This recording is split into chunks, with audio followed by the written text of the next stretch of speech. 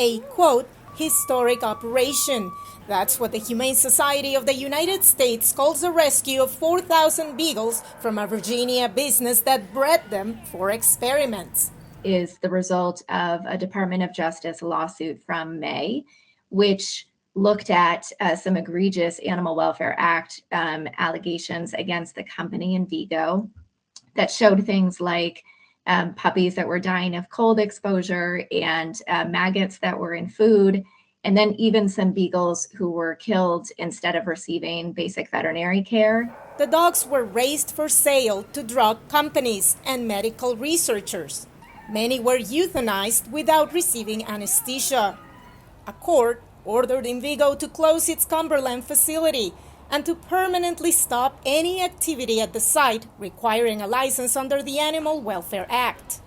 Inspection reports by the U.S. Department of Agriculture dating to 2021 list dozens of examples of neglect, including untreated skin and ear infections, insects and mold in feeders, and feces on floors. The Cumberland site was the target of an undercover sting by the advocacy group People for the Ethical Treatment of Animals, or PETA.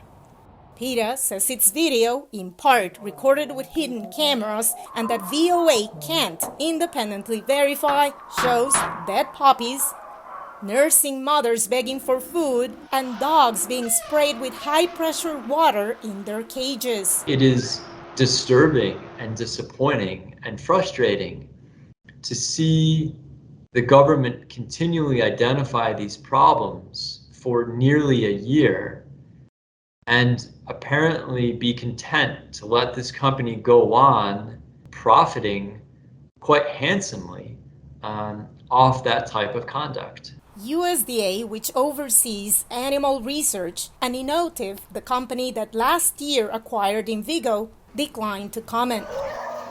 The case, however, is shining light on the use of dogs in medical research.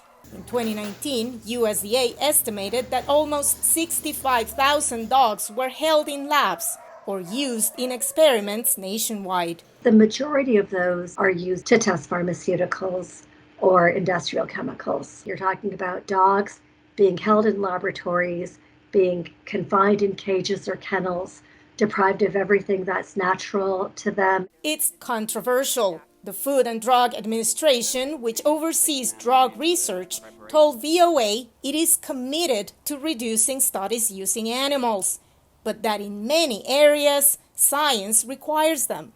The industry-backed group, Americans for Medical Progress, whose donors include Vigo, said that includes cancer and cardiovascular research.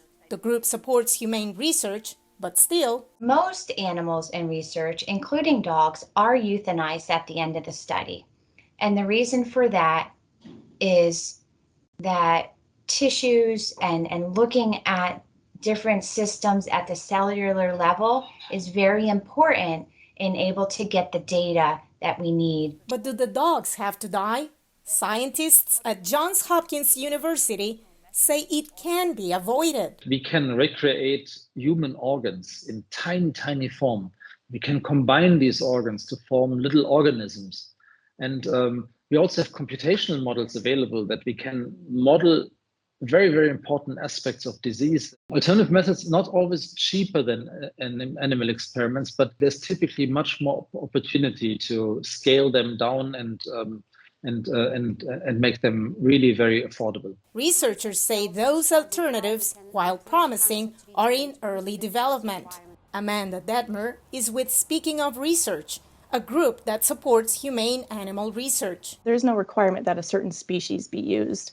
There are, however, worldwide ethical codes that explicitly state that animal research and testing should come before human testing and research. And these are codified in the Nuremberg Code and the Declaration of Helsinki. Speaking of Research condemned the treatment of dogs in the Vigo facility as, quote, egregious.